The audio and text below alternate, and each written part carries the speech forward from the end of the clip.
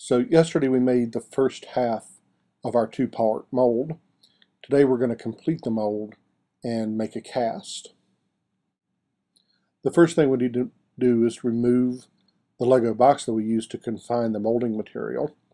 And since we made this out of Legos, it's pretty easy to do.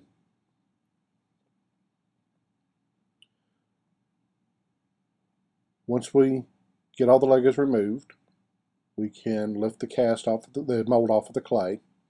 You can see that some of the molding material has leaked underneath the specimen. And that's not a problem, it just occurred because the plastic wrap doesn't give a fantastic seal. So we're going to use a sharp knife to cut that excess material away. We have to be very careful in doing this. We don't want to damage the good part of the mold at all. We also have to make sure that we don't accidentally damage the specimen. It's a good idea to leave the specimen in the mold at this point. When we make the second part, if we haven't removed the specimen at all, we'll end up with a much tighter and cleaner mold.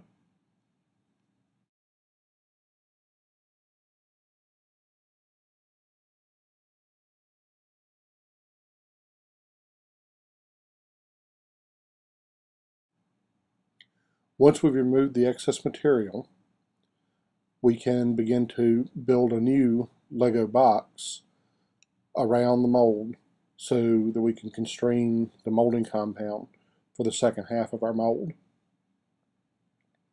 So we build this pretty much the same way as before, except that this time we don't need a clay substrate because we can use the first half of the mold as the substrate to pour the second half onto.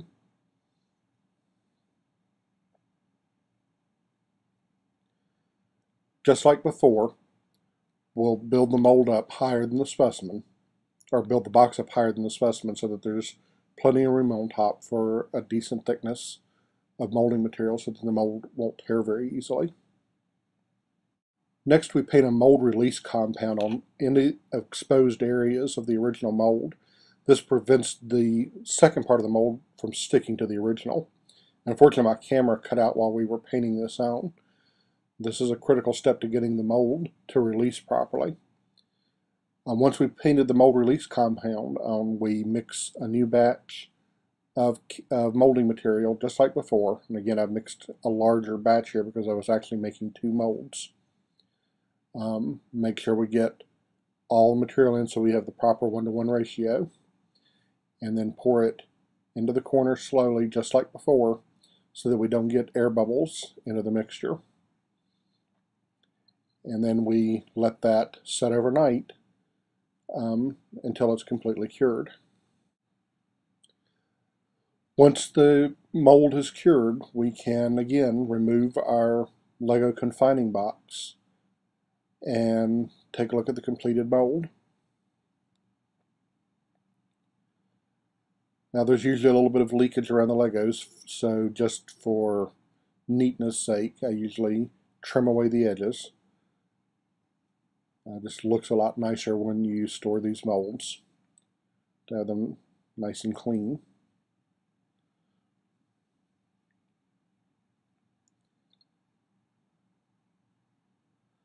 And then we can open the two halves. They'll separate easily because of the mold release compound we painted on, and reveal our complete two-part mold.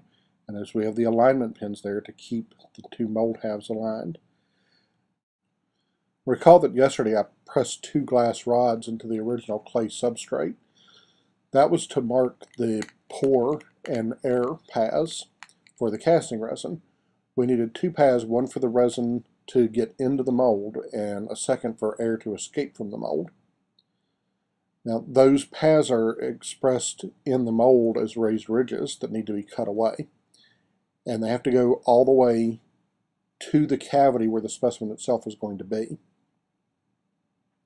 Now since these do intersect with the specimen at one spot, there's going to be a little flaw at 2 points on your specimen, so you want to make these paths go in to a relatively inconspicuous area. And what I've done here is have the 2 channels go into the specimen at the base of the root where they're not particularly visible. We want these to be fairly large so that the resin can get in easily, so we can check their diameter. And if they're not big enough, we'll just cut them away a little more until they're large enough for the relatively viscous casting resin to pour in to the mold pretty easily.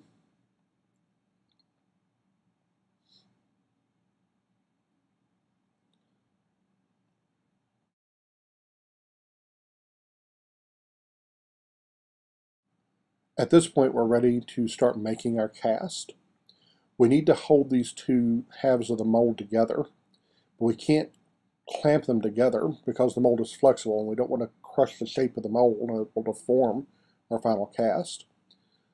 So I've cut two pieces of stiff cardboard to the shape of the mold, and we're going to strap the mold between them using rubber bands to cinch it down tight. By using a sheet of cardboard over the whole surface, we're applying pressure over the whole surface and the mold won't deform.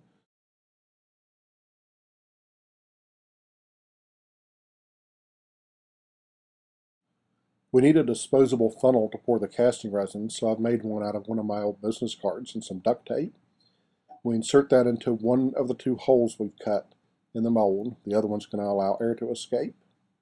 We're going to use a two-part 1-to-1 casting resin to make our cast.